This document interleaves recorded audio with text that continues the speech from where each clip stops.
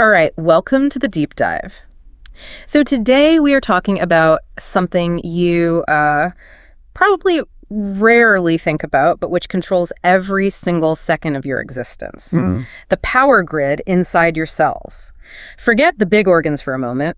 We are diving deep into the completely microscopic. Yeah, and specifically, these tiny organelles that govern your energy, your health, how you age. Everything. When you look at the fundamental blueprint of the human body, everything, and I mean everything, is dependent on efficiency. These little components, mitochondria, they're your cellular batteries. They are the ultimate biological infrastructure. And, here's the problem. When these batteries get old, when they start to accumulate damage, the entire system just sputters. It does. Your performance degrades, chronic disease starts to set in, and then, eventually the whole system just grinds to a halt. I mean, it's basic engineering, right? If you have this incredible, highly tuned machine and the engine is failing, right, the logical solution isn't to start, repainting the car. You don't treat the symptoms of a bad engine.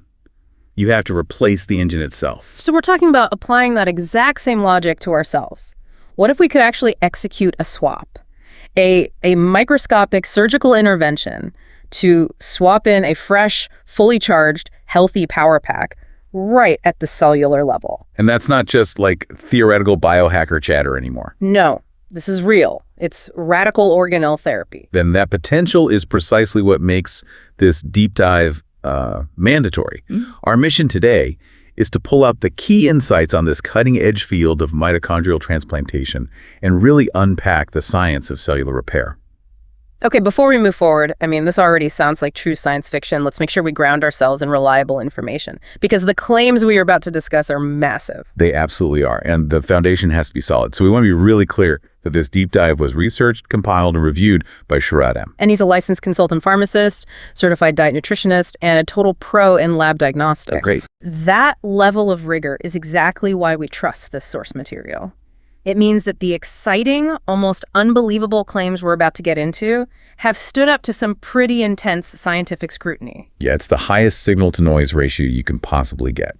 And this entire field represents a fundamental shift in medical philosophy. A huge shift. For decades, medicine has been stuck, really, in the trap of just managing symptoms, treating the illness after it's already caused massive damage. Now, we are shifting. We're talking about fixing the core machinery, the fundamental internal stuff that keeps us alive and healthy, rather than just waiting for the breakdown and, trying to glue things back together. It's micro-repair. It's intervening at the very root cause of cellular failure. So let's start with a quick 101. We call mitochondria the cell's power plants. What is the output of that power plant? What are they making? Okay, so their primary function is producing ATP, adenosine triphosphate. Right. This is the energy currency of the cell. Think of it as the ultimate cellular fuel that powers literally everything you do. Everything. From blinking your eyes to deep mathematical thought. Precisamente. Every single function your body performs, your heart continuously beating, the vast electrical network in your brain firing, your muscles contracting, it all runs on ATP. So if ATP production drops, the cell essentially enters an energy crisis and starts executing emergency shutdowns. But the more we read the sources, the more complex their role seems to be. It seems like the standard high school description, the powerhouse of the cell, is it's a vast understatement. Oh, absolutely. That is the crucial modern insight. They aren't just energy factories, they are vital signaling hubs. Okay, so what are they signaling? They influence cell survival, they regulate your overall metabolism, and they play a massive role in immune signaling. And crucially, they control apoptosis. Programmed cell death. Programmed cell death. So a failing mitochondrion doesn't just make the cell tired. It makes the cell dangerous. It does. If they misfire, the cell becomes stressed, inflamed, and prone to committing suicide prematurely, or even worse, failing to die when it's supposed to. A single faulty engine quickly sets off this systemic cascade of problems across an entire organ. And this brings us directly to the genetic side of things. Mitochondria are unique because they have their own separate DNA, right? mtDNA. Yep. What are the clinical consequences of that specific DNA? The consequences are huge. So, first important fact. You inherit mtDNA almost exclusively from your mother. Okay. So any problems follow a very specific maternal line of inheritance. Second, because the DNA is separate and it's pretty prone to mutations, those mutations can cause severe progressive diseases that often hit the high-demand organs. The organs that need the most juice. The brain, the heart, the specialized muscles. Right. We're talking about devastating, often incurable conditions for these patients. Yes, these organs simply cannot function with compromised power supplies. Yeah. That's the inherited problem. But then there's the universal problem, the one that impacts every single listener eventually. Aging. And that is the connection that truly matters to everyone. Mitochondrial dysfunction is now recognized not just as a side effect of aging, but as a key driver, a recognized hallmark of the aging process itself. And it's implicated in virtually every major chronic illness that defines modern old age. Think about the biggest ones. Neurodegenerative conditions like Parkinson's and Alzheimer's, Right. congestive heart failure, and type 2 diabetes. As we age, our mitochondria accumulate damage, they become less efficient at making ATP, and their numbers just decrease. This decline is the engine of the decline we call aging. So the problem is clear. The cellular engine is failing, either due to a genetic lottery from birth or just from decades of heavy use.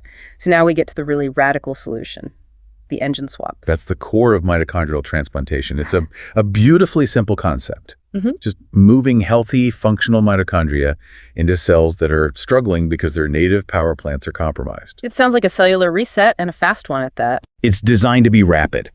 You rapidly boost the cell's energy capacity while, at the same time, cutting down the stress and inflammation that the failing mitochondria were causing. It's an immediate performance improvement. I can't stop thinking of it as a technological upgrade, like pulling into a service station and getting a Tesla battery swap for your cells. That's a great analogy. You aren't waiting for some slow, inefficient trickle charge. You're getting an immediate injection of, factory performance. That analogy is perfect because it emphasizes speed and restoration. The goal is simple. Restore function, cut systemic stress. But how? That's the tricky part, right? The execution. If we wanted to treat a failing heart, how do scientists actually get those new power packs where they need to go? Well, researchers have focused on 3 main delivery strategies, and each one tackles a different scale of the problem. The most proven and direct method is direct injection. Like a syringe right into the tissue. Exactly. You harvest healthy mitochondria, you suspend them in a solution, and you inject them straight into the affected tissue. This works really well for localized damage. A specific section of the heart muscle or, potentially a targeted brain area during surgery. That makes a ton of sense for acute, contained injury. But what if the problem is systemic, like a body-wide aging issue or a pervasive disease? For widespread problems, we move to something called vascular perfusion. So introducing the mitochondria into the bloodstream and hoping they circulate and get taken up by cells across multiple organs. Now, isn't that incredibly difficult? Yeah. And inefficient? I mean, these are delicate internal structures. I can't imagine they survive very long, free-floating in the bloodstream, getting attacked by the immune system, and just, sheer turbulence. You hit the nail on the head. That fragility is the massive roadblock for systemic delivery. Which brings us to the frontier of this scientific experimental delivery systems. And this is where biology meets bioengineering. It is. This third approach involves engineering these incredibly small carriers, typically nanoparticles, to physically enclose the mitochondria. They are like tiny, customized delivery vans. They cloak the cargo. They protect the payload from destruction in the bloodstream. But the real ingenuity here is that these particles can be engineered with specific protein tags. These tags function as addresses, ensuring the particle delivers the mitochondria only to the target tissues. Even crossing tough barriers like the blood-brain barrier for treating neurodegeneration. Exactly. That customization is revolutionary. It means we're not just talking about therapy, we're designing the internal transport system for the therapy. And that fusion of bioengineering and cell biology defines this entire new class of medicine. We are no longer just manipulating chemistry. We are manipulating internal cell architecture. We are entering the age of organelle therapy. Okay, let's leave the lab and move into the clinic, because this isn't just theory. There are real, tangible clinical wins out there. Right. Which study really put this on the map in human health? That would have to be the landmark work from Dr. James McCuldy's team at Harvard. Their focus was on a truly heartbreaking situation. Premature infants with severe heart damage following complex cardiac surgery. Usually due to ischemia, right? Lack of blood flow and oxygen. The heart cells were fundamentally failing. They were. Yeah. And the sheer boldness of their approach, intervening at the cellular level during or immediately after these high-risk surgeries, is what makes this story so powerful. They harvested healthy mitochondria. And this is the crucial part. They were autologous. Meaning they came from the baby's own healthy skeletal muscle tissue. This essentially eliminated the immediate risk of immune rejection, which is, it's huge in transplantation. And they injected those healthy autologous power plants directly into the damaged heart muscle. What did the results show? The results were genuinely stunning, especially given how severe the infant's conditions were. The source material highlights dramatically improved survival rates and significantly better heart function recovery compared to standard treatment. So it proved it. It proved that transplanted mitochondria could integrate and provide a measurable, life-saving boost of energy in a real human clinical crisis. Exactly. That's amazing evidence for acute injury. But we're seeing the research branch out into chronic problems too, right? Absolutely. The research is moving fast. Animal models for neurodegeneration, like treating conditions such as Lee syndrome, where the brain is just starved for energy, have shown positive outcomes. Yeah. And in lab studies using cells from patients with Barr's syndrome, a severe genetic heart condition, transplanting healthy mitochondria significantly restored the viability and function of those compromised heart cells. So whether it's a sudden oxygen deprivation injury or a decades-long genetic fault, the cellular swap is showing that it works. It really speaks to the ubiquity of mitochondrial failure as a root cause. And then there's the ultimate high-profile application, one that's already been approved for clinical use in some places, like the UK. 3-parent IVF in reproductive medicine. This is arguably the most profound application because it is pure prevention. It addresses the inherited maternal mtDNA issues right at the source. How? Before fertilization, they replace the faulty mitochondria in the mother's egg with healthy ones taken from a donor egg. You aren't treating a disease after it starts. You are preventing the inherited mitochondrial disease from ever being passed down. It is a fundamental generational fix that, it redefines genetic intervention. Okay, so the proof of concept is overwhelming. Now, let's pivot to the engineering and logistics problem. If we are going to fix millions of people and millions of failing organs, we need billions and billions of cellular batteries. Where does the supply come from? That is the central bottleneck right now, scale. While autologous donation using your own cells is the safest, as the McCulley trial proved, it's not scalable. Right. If a patient is systemically sick or aged, their own mitochondria might be too compromised to even harvest. Exactly. So we have to move beyond the patient's own body. What are the two paths forward for a mass production supply chain? Well, the first is what we could call industrial scale, lab-grown mitochondria. The idea is to use specialized stem cells in highly controlled bioreactors, basically cellular factories, to produce consistent, high-quality batches of functional mitochondria on demand. Creating a standardized product. What about using general human donors? You mentioned the huge challenge of immune rejection. That's the second massive research push. Mastering immune cloaking. Mitochondria have surface proteins, and if you inject donor mitochondria, the host's immune system will see them as foreign and attack them. So you have to hide them. Scientists are actively working on ways to hide, cloak, or even genetically alter those surface markers so the host body accepts the new power plants as self. If they crack immune cloaking, you could theoretically have universal donor banks, like blood banks, but stocked with cellular batteries. That would be transformative. It would unlock mass adoption. But even with a massive supply, we still have technical roadblocks beyond just survival in the bloodstream. Let's focus on two huge ones: delivery and integration. For delivery, we're circling back to that targeted approach. If I want to treat early-stage Alzheimer's, I need that payload specifically delivered to the neurons in the brain. Precisely. That means validating those highly targeted nanoparticles. They need to reliably navigate the body's internal checkpoints, especially the blood-brain barrier. It's a huge bioengineering hurdle. And then, once you get the new mitochondria inside the cell, you hit the second roadblock, integration. But it has to actually plug in and start working, right? It can't just sit there like a decorative rock. It has to perform a really complex biological handshake. The new power plant needs to be accepted by and connect with the cell's existing metabolic network, its internal wiring. Wow. We need to fully master the mechanisms that ensure the transplanted organelle survives, integrates seamlessly, and starts communicating reliably with the host cell nucleus. It's a delicate dance.